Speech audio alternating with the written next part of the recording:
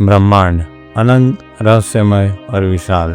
जब हम रात को आकाश की ओर देखते हैं तो तारे, ग्रह और आकाशगंगाएं दिखाई देती हैं और एक काली और खाली जगह भी नजर आती है। पर क्या वो जगह सच में खाली ही रहती है?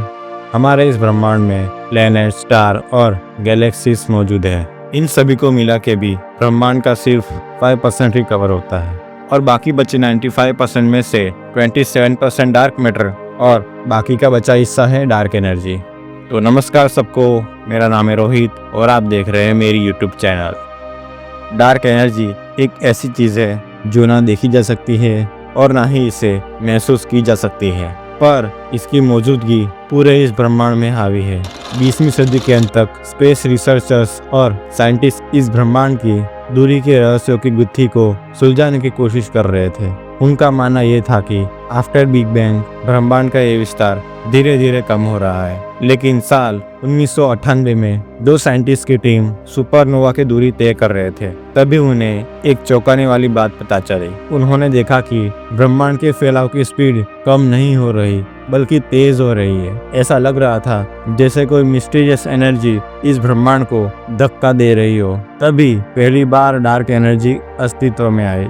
डार्क एनर्जी के बारे में सोचते ही हमारे दिमाग में सबसे पहले विचार जरूर आता होगा कि आखिर ये डार्क एनर्जी क्या है। डार्क एनर्जी असल में ना ही कोई चीज है और ना ही कोई वेव। ये एक मिस्टीरियस फोर्स और फिनोमिना है जो इस ब्रह्मांड को तेजी से फैलने के लिए प्रेरित करता है। हालांकि ये कोई मैटर या डार्क मैटर नहीं है, बल्कि यह एक एनर्जी है जो एक नेगेटिव प्रेशर क्रिएट करती है जो ब्रह्मांड को आगे की तरफ धकेलती है। यह ठीक वैसा है जैसे ग्रेविटी चीजों को पास लाती है, वैसे ही डार्क एनर्जी चीजों को दूर धकेलती है। कुछ वैज्ञानिक इसे ब्रह्मांड की कॉस्मोलॉजिकल कांस्टेंट मानते हैं, जिसे अल्बर्ट आइंस्टाइन ने सबसे पहले अपने जनरल रिलेटिविटी के इक्वेशन में इसे यूज किया था। ये नंबर एक एनर्जी को दर्शाता है जो इस यूनिवर्स में अवेलेबल है। डार्क एनर्जी का इस ब्रह्मांड पर इस तरह असर हो रहा है कि गैलेक्सीज एक दूसरे से लगातार दूर होती जा रही है और एक समय ऐसा भी आएगा जब ब्रह्मांड इतना ज्यादा फैल गया होगा कि लाइट्स एक गैलेक्सी से दूसरी गैलेक्सी तक नहीं पहुंच पाएगी। तब हमारी गैलेक्सी मिल्की वे एक विशाल और ठंडे अंधेरे में अकेली रह जाएगी।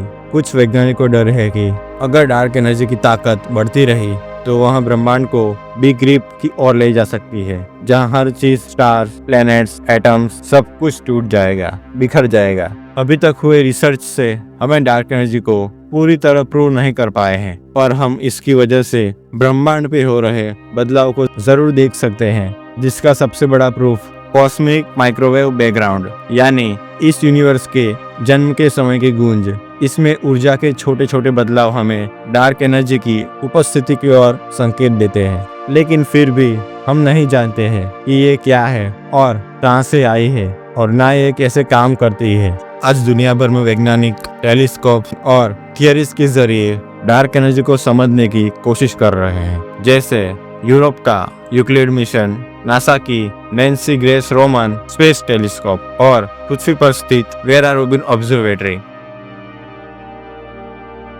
हर नई जानकारी हमें इस ब्रह्मांड को और गहराई से समझने के लिए व्याकुल कर देती है और हमें इस ब्रह्मांड को समझने की एक नई दिशा देती है। और शायद एक दिन हम इस डार्क एनर्जी को समझने में सफल हो जाएंगे और खुद भी इतने एडवांस हो जाएंगे कि यूनिवर्स की हर गुत्थी को सुलझा सकेंगे। डार्क एनर्जी ब्रह्मांड की सबसे बड़ी मिस्ट्री है। इसके बिना ब्रह्मांड की कल्पना भी नहीं कर सकते।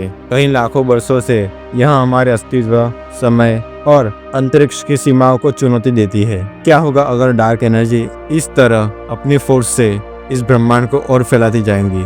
क्या सच में ब्रह्मांड को उसकी अंत तक ले जाएगी? और क्या इस डार्क एनर्जी का अपने सौरमंडल पर भी असर होता होगा? अगर यह सच है तो हमारे सौरमंडल का क्या होगा? क्या यह भी बिखर जाएगा? कमेंट में मुझे जरूर बताना।